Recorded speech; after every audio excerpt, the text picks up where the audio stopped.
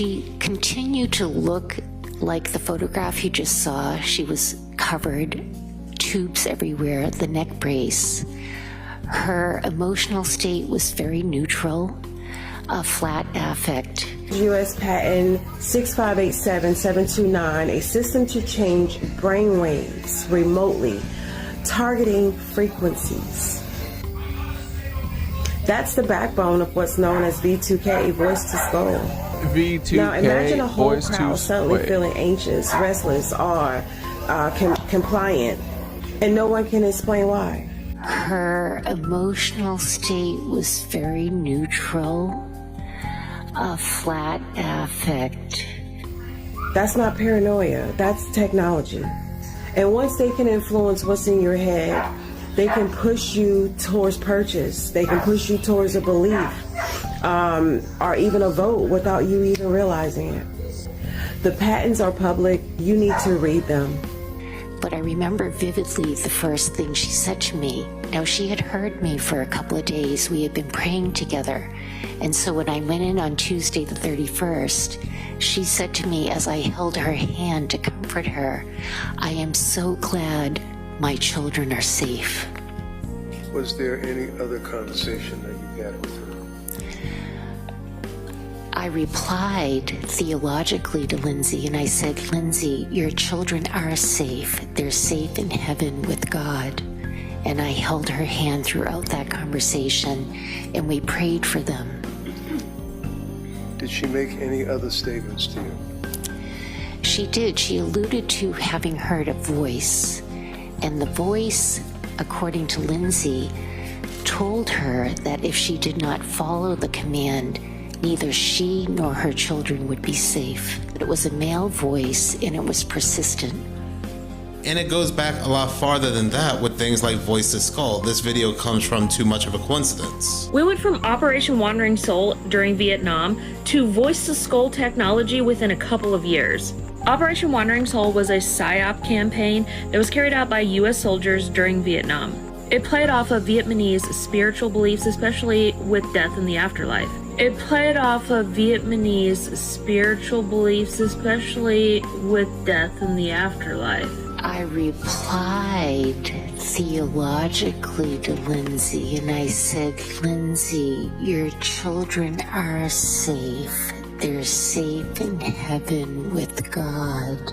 The U.S. and South Vietnam forces created these eerie ghost recordings. There was ghostly cries and wails and voices, all in Vietnamese, designed to sound like the voices of dead Viet Cong soldiers. They were hoping to lower morale or prompt desertions or at least disrupt sleep. Now, reports on how well this worked are kind of mixed.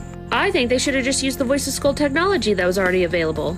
After the Vietnam War, the military and intelligence agencies continued their research into non-lethal weapons and crowd control methods. There are declassified documents from the 70s all the way through the 90s that shows interest in things like acoustic weapons, infrasound, microwave auditory effects, and subliminal messaging. This research is often tied to DARPA and the CIA, with projects like SSSS, Silent Sound Spread Spectrum, and the Psychological Operations Doctrine. One of the most interesting is the Fry effect, or otherwise known as the Voice of God tech. This is the microwave auditory effect, and it is a well-documented phenomenon. It is where people can hear sounds or speech that is directly produced inside their head. This is when they're exposed to certain pulsed microwave frequencies. The Fry effect is named after Dr. Alan Fry, and he was the first one to publish about it in 1961. That's right, 1961. That's right, 1961. And this is how it works. When pulsed microwave energy hits the human head, it causes a very slight rapid heating of the tissue. This heating causes tiny thermoelastic expansions that occur in the brain and the inner ear. These expansions create acoustic waves inside the skull, which the auditory system interprets as sound, even though no sound wave is entering through the ear from the outside. Now, the sound is not subconscious, it's consciously heard, but it seems to be coming from inside the head instead of externally. Now, the US military funded research to see if they could use this in voice transmission or as a non-lethal weapon. And there are declassified documents from the 70s and the 80s showing these experiments. But I personally think it's crazy to think that we've had this technology since 1961 and it's never been expanded, explored, or used. Exactly. If they had that type of technology back then, just imagine what they're doing today, how it's being casted today from our phone screens, our computer screens, and just how many people are being impacted by this, like this video clip from Eric Munoz. All right, so I wanted to let you guys know that it's very likely they're going to start deploying this weapon. This is a real weapon. Voice to skull. They're going to start deploying this weapon more and more. And if people are telling you they're hearing these things, you might want to take them seriously. Hundreds of people in the valley say they are hearing voices in their heads. And those voices are being transmitted by microwave or other methods. Well, several viewers asked us to investigate what they call electronic harassment. KMIR 6's Angela Monroe joins us now with what she's discovered. Angela. Electronic harassment, synthetic telepathy, voice-to-skull technology. We're not having a group hallucination. This is actually something that's happening. These men all live in the area, didn't know each other before the voices started, and say someone is playing mind games with them. Mostly it's a lot of derogatory comments about whatever you're thinking about. Only time I ever had a whole sentence, he said, "This is not about you," which just frosted me. If it's not about me, what the hell am I going through all this for? Kevin Bond says he used to have a normal life. I was living in the San Diego area. I was clerking for a federal judge, and I noticed... and this shit's happening in 29 Palms? Bro, that's a fucking military base. 29 Palms is right outside of fucking Joshua Tree, and it's a fucking military base. that I was being followed by a whole bunch of people. They were active and following me around here. And I started hearing the voices a little bit after the vehicular stalking. The first thing that was said was Randall Ringer. And I sat up straight and I went into the bathroom, and I looked in the mirror.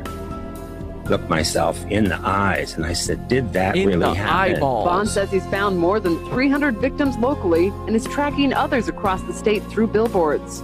In Johnson Valley, a Freedom House just opened to help people who believe they are being targeted. To many of you who find yourselves the object of covert harassment, that there is hope and that you are not alone, and that we are striving to find legislation and we're working towards freedom for all. Derek Robinson leads a national group called Freedom from Covert Harassment and Surveillance. He says he knows who's playing mind games. Rogue government officials that are sponsoring this, also corrupt business officials. The Bureau is able to progress far enough to be able to put pro-lifers in jail whenever they want.